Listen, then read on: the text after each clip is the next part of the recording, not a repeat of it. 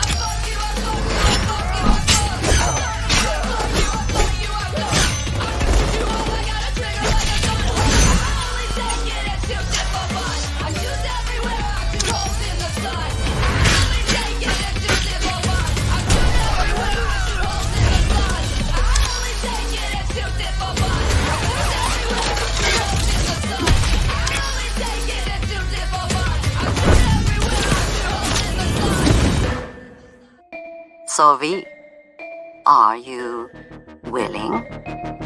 Yeah, I'm in.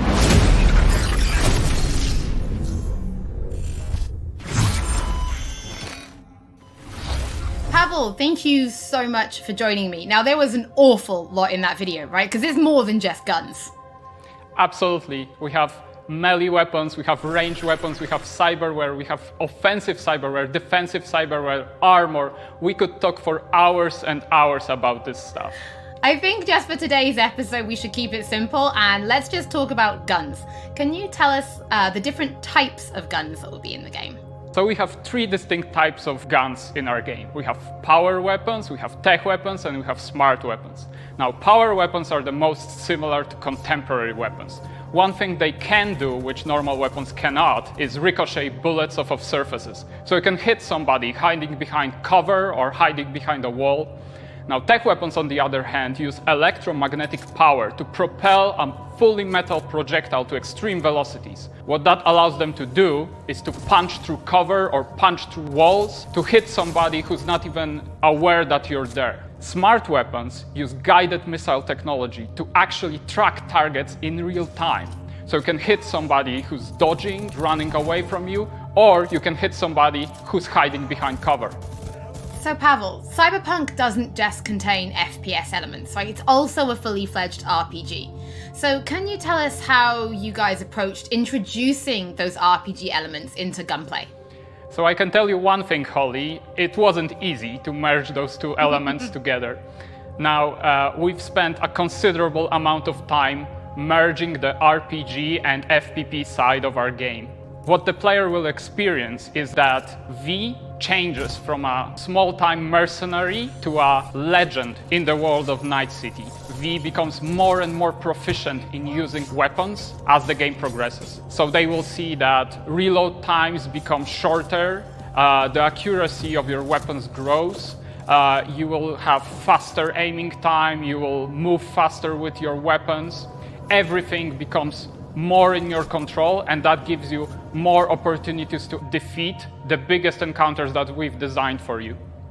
So I have prepared a few extra questions for you, Pavel, if you're feeling up to it. Of course. Okay, well the first is going to be, how do you find more weapons in Night City? Like, where will players be looking for them? So I expect the players to look everywhere for new and exciting weapons. You can, of course, buy weapons at vendor shops, and they will house an entire catalog of weaponry that you can get. However, the best weapons that you can find will be taken from enemies or loot caches that we have everywhere in Night City. The weapons rarities range from common through uncommon up to rare and then legendary. And as they go in rarity, they actually climb in power.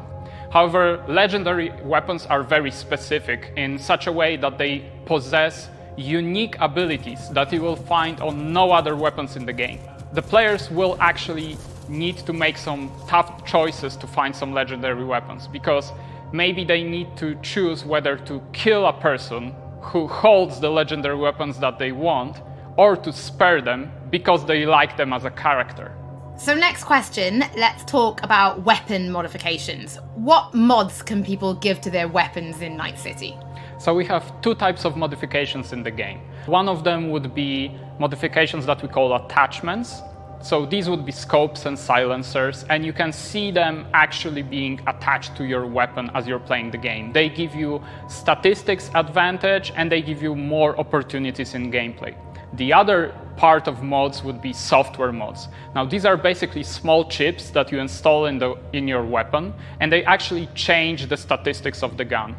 They can give you damage, they can give you accuracy, or they can give you more fire rate. Some of those mods actually change the gunplay on a more fundamental level, so they can give you non-lethal rounds, biochemical rounds, to tear through that armor even faster. So I suppose for my final question, why don't you tell us about your favourite weapon then? Which is your favourite weapon so far in Night City? Oh, there are so many weapons that it's hard to choose just one. But I can mention some manufacturers with their weapons that I absolutely adore. The first manufacturer would be Tsunami Defense Systems, who produces the sniper rifle Nekomata. That's a tech sniper rifle. That means that it can pierce through walls. So it can actually hit somebody who's hiding behind cover or who doesn't even know you're there. Of course, I also like a close quarters approach. And what that needs is a shotgun. One of the shotguns that we have in the game is Budget Arms Carnage. Now that thing is cast from pure steel and it weighs a ton. However, you can cut a person clean in half with it. Another shotgun that I absolutely love, it's for a more refined approach, I would say, is a smart shotgun, Kangtao Zhuo. That thing has 8 barrels, and that means it can track 8 targets independently. Now, killing an entire room was never simpler. Pavel, thank you so much for joining me. Thank you.